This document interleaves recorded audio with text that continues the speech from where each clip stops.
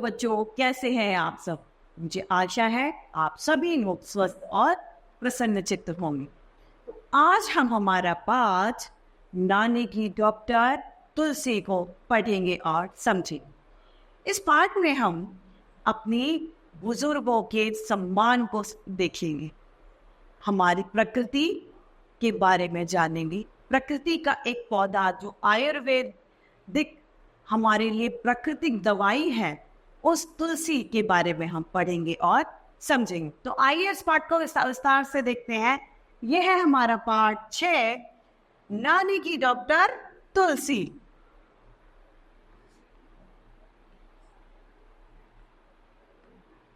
इसमें हमें दो किरदार देखने को मिलेंगे, एक शिवम और दूसरा नानी। शिवम कहता है, नानी आप तुलसी के चारों तरफ क्यों घूम रही हैं? जो बच्चा है उसके मन में एक सवाल आता है, उसकी नानी तुलसी जी की चक्कर लगा रही है, तो वो कह रहा है, नानी आप तुलसी के चारों तरफ क्यों घूम रही है? अब नानी बताती है, तुम भी तो नानी की चारों तरफ घूम रहे हो ना, बताओ क्यों? अब नानी कहती है, आप भी तो मेरे चारों तरफ घूम रहे हो, मुझे बताओ आप क्यों घूम रहे हो? शिवम कहता है, नानी आप तो मुझे कितना प्यार करती हैं, जब भी मैं आता हूं तो मुझे मेरी पसंद के उपहार देती हैं। उपहार मतलब तोहफे या गिफ्ट देती हैं।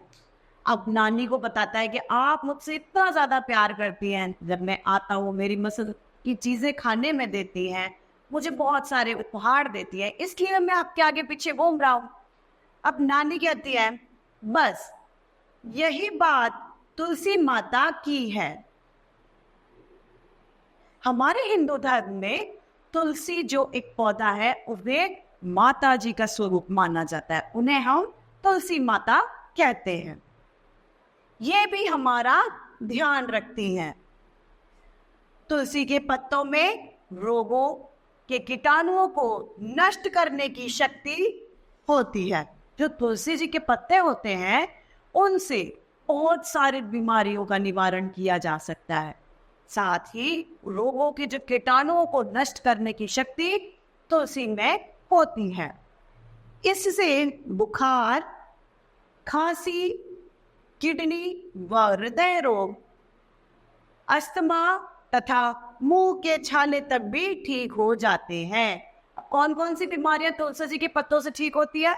सबसे पहले बुखार, दूसरा खांसी, किडनी, हृदय रोग, अस्थमा और मुंह के छाले।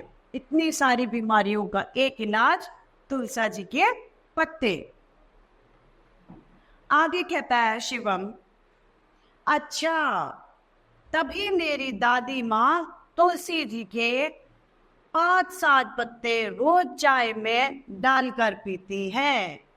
अब उसे समझ में आया कि उसकी दादी जो चाय के साथ में तुलसी जी के पत्तों को मिलाती हैं, वो क्यों मिलाती हैं? वो कहता है, इसलिए मेरी दादी चाय में तुलसी जी के पत्तों को डालती हैं। नानी कौन कौन से पौधे उपयोगी होते हैं? अब वो कहता है, नानी तुलसी जी के अलावा भी और भी पौधे हो सकते हैं जो उपयोगी होते हैं। नानी बताती है उसे, बेटा वनस्पति जगत में कोई भी ऐसा पौधा नहीं जो हमारे लिए उपयोगी ना हो। मतलब इस वनस्पति में कोई भी पौधा ऐसा नहीं है जो उपयोगी ना हो, किसी न किसी का कुछ ना कुछ उपयोग अवश्य होता है। कुछ पेड़ पौधे फल फूल देते हैं, तो कुछ औषधि वाले गुणों से भरपूर होते हैं। कोई पौधे हमें सब्जी, फल इस तरीके से देते हैं, और कोई हमें औषधि मतलब दवाइयों वाले गुणों से भरे होते हैं, जिनको हम लेने से अपने भीतर के रोगों को नष्ट कर सकते हैं। सभी पेड़ पौधे हवा को शुद्ध करते हैं, जिससे हम सांस लेते हैं, जो सबसे महत्वपूर्ण है। पेड़ हमें ऑक्सीजन देता है।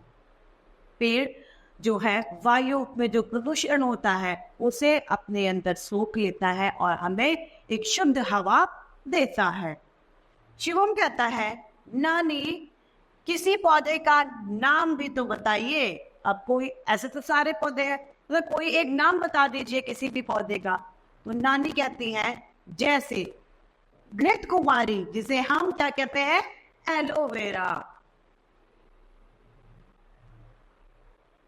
इसे जले हुए स्थान पर लगा लो, घाव पर लगा लो, पेट दर्द होने पर खा लो या मुंह पर लगा लो, सभी जगह लाभकारी है। और नीम का पेड़, अब इन्होंने कौन से पौधे बताए, 2। पहला घृत कुमारी, जिसे हम क्या कहते हैं, एलोवेरा। इसे हम पेट दर्द में भी लगा लेते हैं, जले हुए पे लगा लेंगे, किसी घाव पे लगा लेते हैं और चेहरे पे भी लगा लेते हैं। ये सभी में काम आने वाला एक पौधा है जिसे हम कहते हैं एलोवेरा। और साथ में नीम का पेड़, नीम के पेड़ से भी बहुत सारे फायदे होते हैं। शिवम कहता है नीम के पेड़ के पत्ते, फल, उसकी छाल सब गुणों से भरपूर होती है। नानी कहती है अब अंदर चलो, कुछ खा पी लो। शिवम कहता है ठीक है नानी, चलिए कल हम शेष बात करेंगे। इस तरीके से नानी और शिवम के बीच में बातचीत होती है, जिसमें नानी ने शिवम को प्रकृति के बारे में, उन पेड़ पौधे वनस्पति के बारे में, उनके लाभों के बारे में बताया। हमें भी पेड़ पौधों की सदा रक्षा करनी चाहिए, उन्हें जानबूझ करके हमें कभी भी हानि नहीं पहुंचानी चाहिए, क्योंकि वे हमारे लिए किसी न किसी तरीके से बहुत ज्यादा उपयोगी होते हैं। तो इस तरीके से हमारा पाठ नानी की डॉक्टर तुलसी समाप्त होता है। मुझे आशा है आप सभी को ये पेड़ के बारे में जो जानकारियां हमें मिली है वो सभी भली भांति रूप से समझ में आए। तो आज के लिए इतना ही, फिर मिलते हैं। धन्यवाद।